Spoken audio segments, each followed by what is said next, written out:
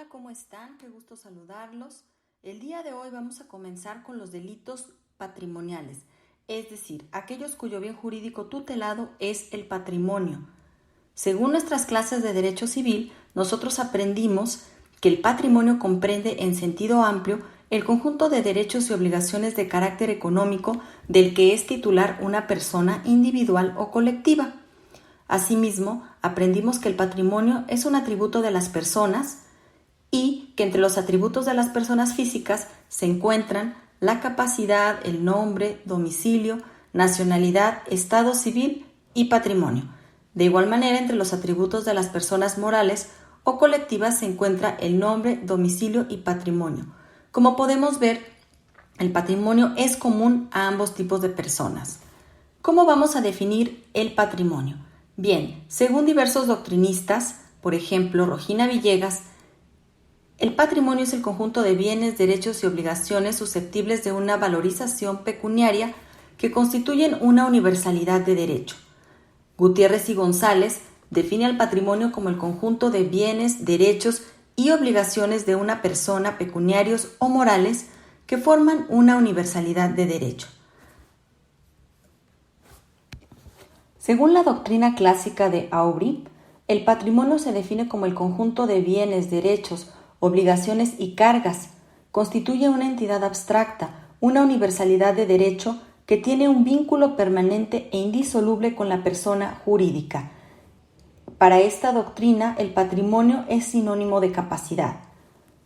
Para la teoría moderna, sostenida por Planiol y Rippert, el patrimonio se entiende como una universalidad reposando sobre la común destinación de los elementos que la componen, o más exactamente, un conjunto de bienes y de deudas inseparablemente ligados y afectos a un fin, que en tanto no se haga una liquidación, no aparecerá el valor activo neto.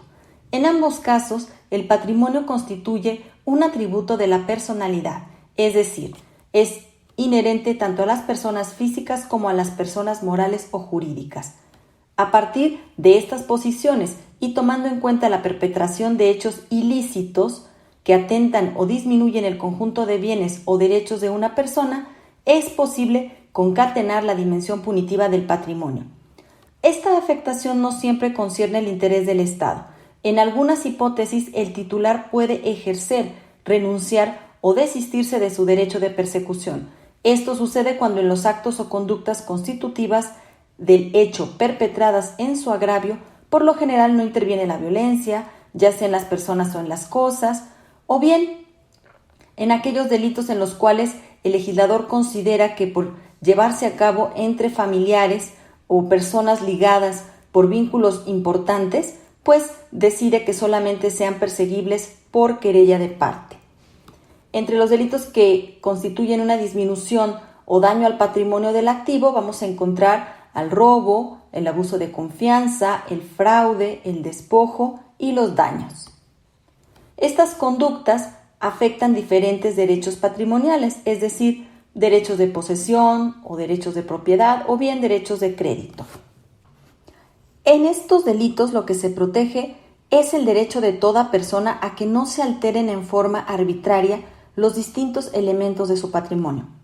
La lesión de derechos patrimoniales no implica necesariamente la disminución del activo de una persona, pero sí la afectación de los elementos que integran el patrimonio.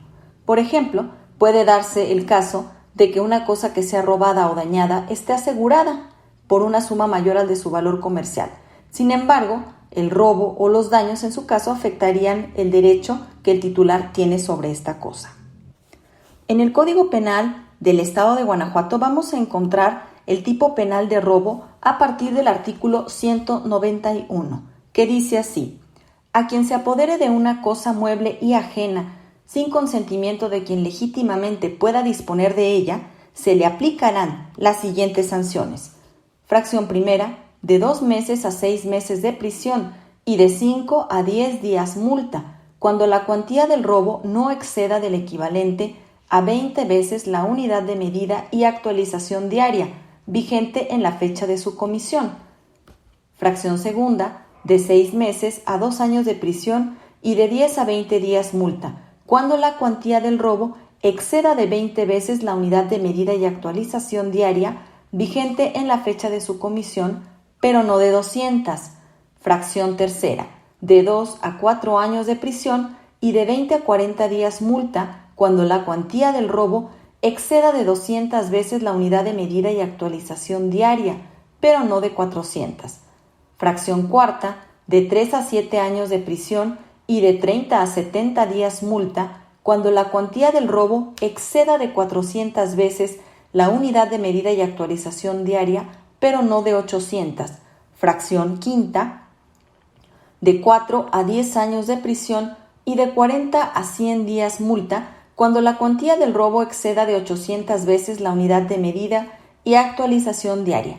Cuando se modifique la pena por variación de la unidad de medida y actualización, no se aplicará lo dispuesto en el artículo 4 de este código.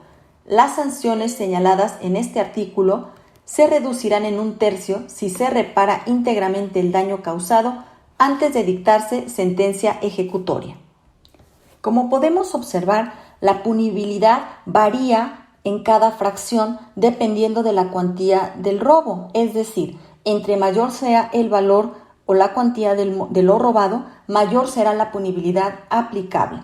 Aquí, la unidad de medida y actualización es el punto de partida. Para el año de 2021, la unidad de medida y actualización está en 89 pesos con 62 centavos, por lo cual habrá que multiplicar según cada fracción para poder determinar en cuál encuadramos dependiendo de la cuantía de lo robado. Vamos a comenzar por analizar los elementos objetivos del tipo penal de robo. Comenzaremos con la conducta típica. En este tipo penal, la conducta central del delito es el apoderamiento de la cosa. Esta acción implica tomar la cosa para someterla al propio poder, para llegar a disponer de ella. El apoderarse de una cosa importa un acto compuesto por un acto material y un propósito que caracteriza al acto jurídico. Es decir, la acción de apoderamiento requiere la presencia de dos elementos distintos. Un elemento material, que es la aprehensión de la cosa, y un elemento psicológico que constituye el ánimo de querer la cosa para sí, de convertirla en el objeto de ejercicio de un derecho de propiedad, de ganar señorío o la posesión o uso de ella.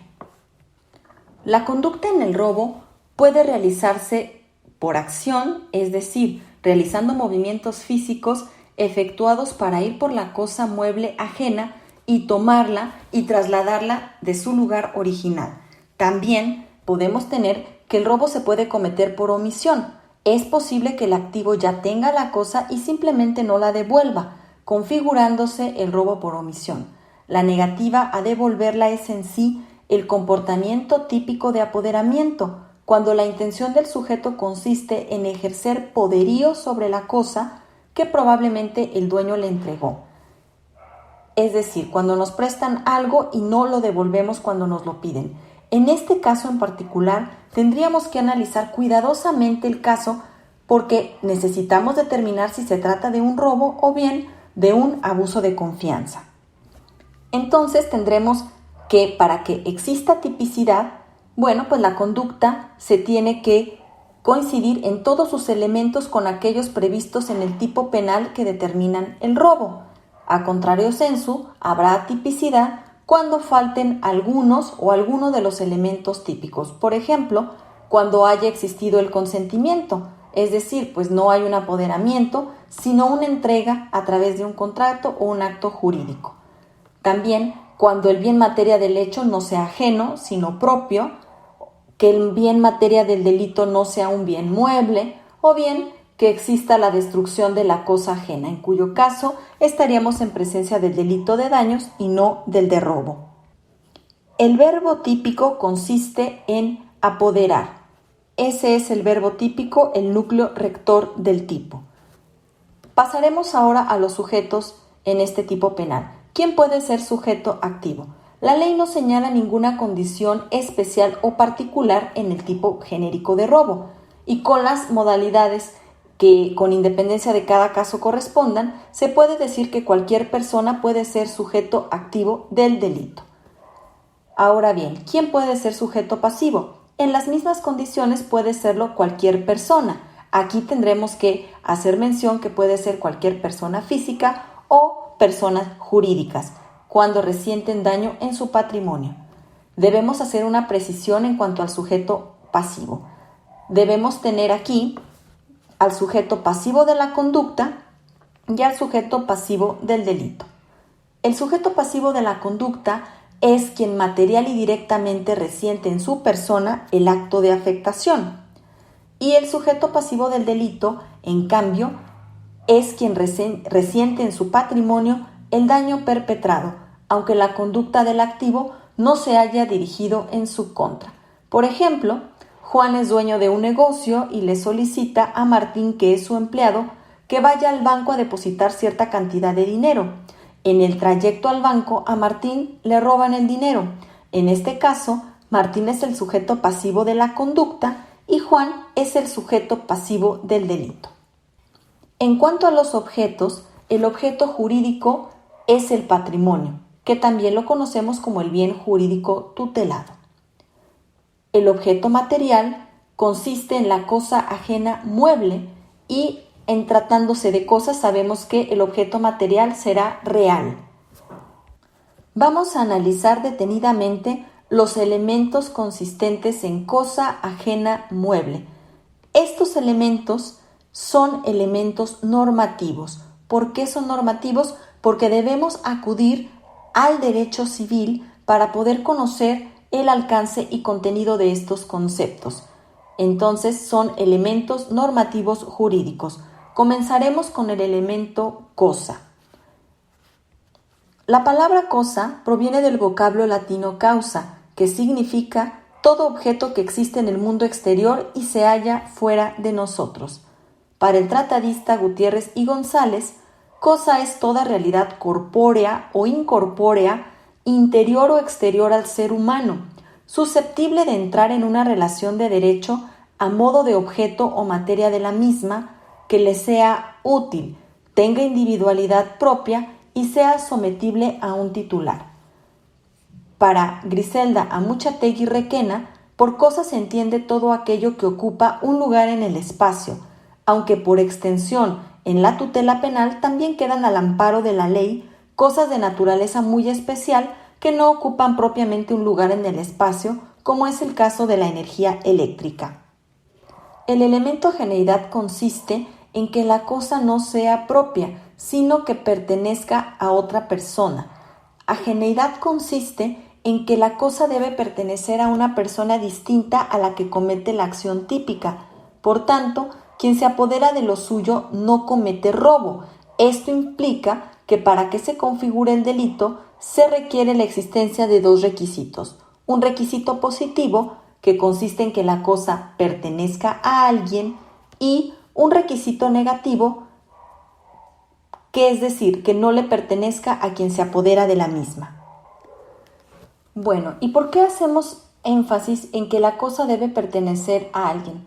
Recordemos que podemos estar en el caso de aquellas cosas perdidas o abandonadas. Y cuando una cosa se encuentra en cualquiera de estas condiciones, ya ha salido de la esfera de vigilancia y de poder del propietario, y por ende ya no la está poseyendo y no será objeto idóneo para la comisión del delito de robo. Las cosas abandonadas por su dueño, tenemos que hay un voluntario desprendimiento que hace el propietario de una cosa con el ánimo de hacerla salir de su patrimonio. Es la cosa que se desecha, que se abandona, que ya no se quiere seguir poseyendo. Las cosas perdidas son aquellas que salen de la esfera de vigilancia y de poder de su propietario o que salen de su posesión a virtud de un extravío de la misma. El extravío es determinante de la cosa perdida y aparte la cosa se deberá encontrar fuera de la esfera de vigilancia y poder. Por estas razones, la toma o aprehensión de cosas abandonadas o perdidas nunca podrán constituir robo, pues en tales casos no hay quebrantamiento de la posesión por no existir ésta, y ante la falta de preceptos penales que definan la apropiación de cosa perdida, los hechos quedarán impunes.